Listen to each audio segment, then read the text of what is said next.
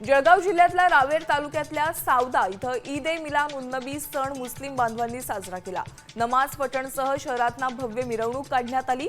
तसंच मिरवणुकीत सहभागी असलेल्या मुस्लिम तरुणांनी रस्त्याची साफसफाई करून स्वच्छताही केली।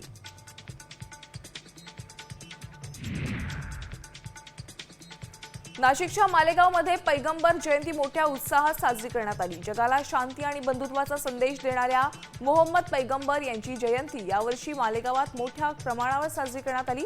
या निमित्तानं शहरातना भव्य जुलूस काढण्यात आला। चंद्रपूर शहरात मुस्लिम बांधवांनी मोठी मिरवणूक काढली। शहरातून विविध भागातना निघालेल्या मिरवणुका मुख्य मिरवणुकीत सहभागी झाल्या। अनुचित प्रकार टाळण्यासाठी पोलिसांनी चोख बंदोबस्त तैनात केला होता।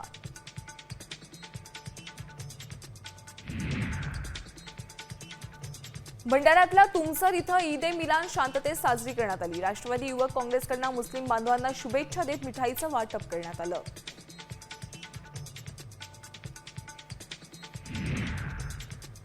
नाशिकमधल्या वणी इथं रामसापीर जन्मोत्सव उत्साहात साजरा झाला। मंदिराला रोषणाई आणि सजावट करण्यात आली। राजस्थानी कलाकृतीपासून बनवलेले महाराष्ट्रातील एकमेव असं हे भव्य मंदिर आहे।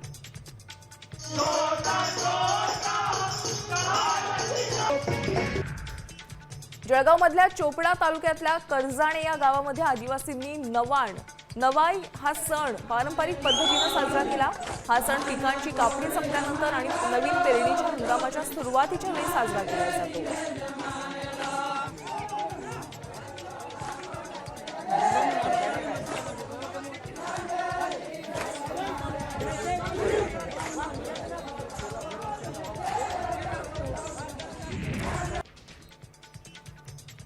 नांदेड जिल्ह्यातील अनेक भागामध्ये जोरदार पाऊस बरसला। भोकर मुदखेड या तालुक्यात मुसळधार पाऊस बरसतोय।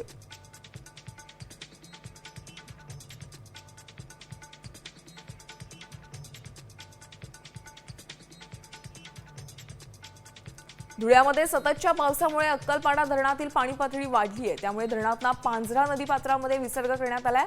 पांझरा नदीच्या दोन्ही तीरावरील नागरिकांना सतर्कतेचा इशारा देण्यात आला।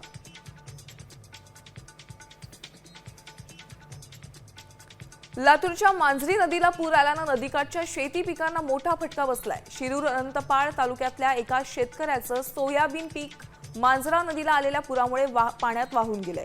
दरम्यान नुकसानीची व्यथा शेतकऱ्यांनी गाण्याच्या माध्यमातून मांडली। सरजा राजा माझी जोडी उन्हातानात नांगर ओढी उन्हातानात नांगर ओढी कष्ट करून मेले सोयाबीन पाण्यानं। मराठवाड्यातील शेतकरी सलग 3 महिन्यांच्या अतिवृष्टीनं हवालदिल झाले। विभागातील तब्बल 3229 गावातील खरीप पिकं चिखलात मिळाली आहेत। त्यामुळे सुमारे 15 लाख शेतकरी संकटात सापडले।